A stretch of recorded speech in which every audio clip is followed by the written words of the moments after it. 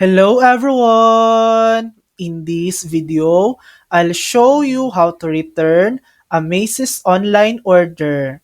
First, open the Macy's app or go to Macy's.com and log in to your account. Next, go to Orders and find the item you want to return. Tap Return Item. Choose how you want to return it. Macy's gives you two options: return by mail or return in store.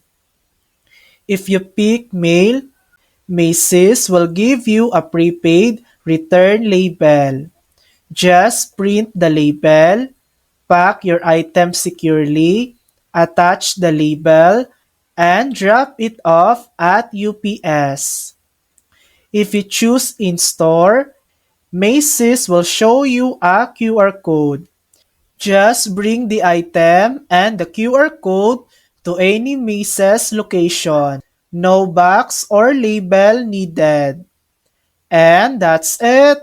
Your refund will process once Macy's receives your return. Thanks for watching. If this video helped you, please like and subscribe for more helpful tutorials.